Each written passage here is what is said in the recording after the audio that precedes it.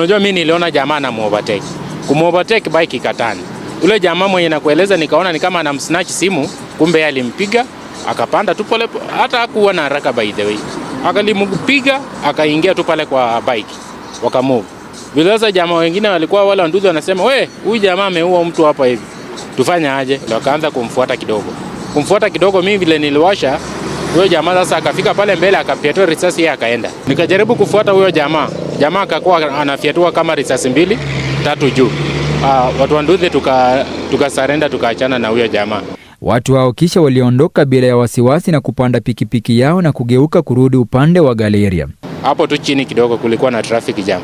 But upande wa Lang'ata haikukuwa. Then immediately huyo jamaa akatani bike akarudi na Lang'ata Road. Mkurugenzi wa idara ya upelelezi Mohamed Amin anasema polisi wako mbioni na hivi karibuni watapata majibu kuhusu wahusika. Muundo hiyo pikipiki inakaa hizi sport bike. Rider alikuwa na helmet lakini mtu wa nyuma alikuwa amevaa ile maski ile ya jeshi, ile inakaa kama ya jeshi ama ile ya watu wa bodaboda mask. Ile inaficha tu uso lakini macho inaonekana peke yake.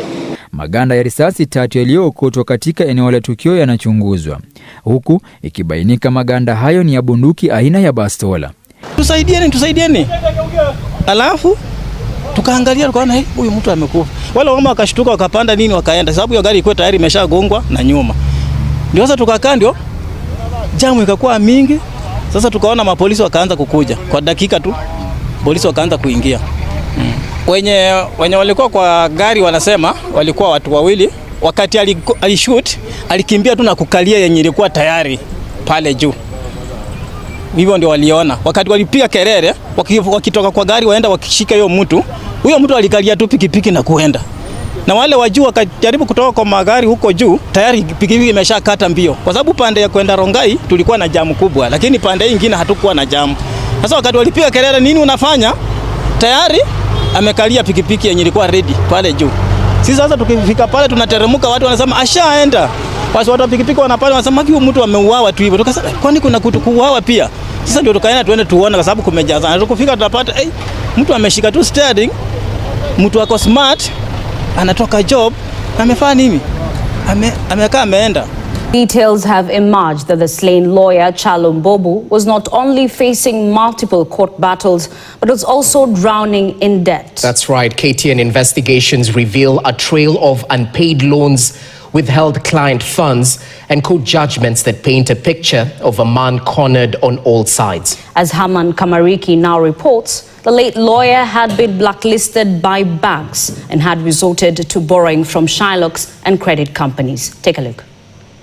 The late lawyer had been blacklisted by banks and had resorted to borrowing from Shylocks and credit companies. In most cases, the interest on the loans acquired by lawyer Mbobu Chalo ballooned to 10 times the principal amount. 5 years ago, Chalo borrowed 10 million Kenya shillings from a Shylock. Over 2 years, he defaulted on payments, although made sporadic remittances amounting to 24 million Kenya shillings. According to a close friend who tried to mediate, the lawyer stopped paying altogether, and by the time of his death, he owed the Shylock 72 million Kenya shillings. In yet another case, civil case E284 of 2023, Chalo faced judgment delivered on March 13, 2025 at the Milimani Commercial Courts. The dispute began in December 2021 when Korat Africa, a church-based organization, hired him to oversee the sale of 2 prime parcels of land in Karen valued at 250 million Kenya shillings. The entire purchase price was paid into Chalo's farm account. While he released 153 million Kenya shillings, he withheld 97 million Kenya shillings. Korat Africa sued, demanding not just the balance but also interest, penalties and costs. In his defense, Chalo admitted receiving the money but claimed it was lieu for legal service.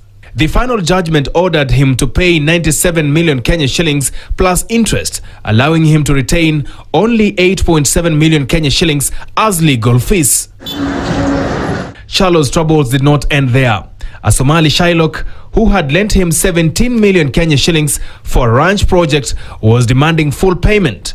The handshake loan had ballooned to 52 million Kenya shillings. And in August last year, another client sued Kyalo over 40 million Kenya shillings awarded through arbitration. The funds were sent to his firm but never released. That case was still pending when the lawyer was assassinated. Haman Kamariki.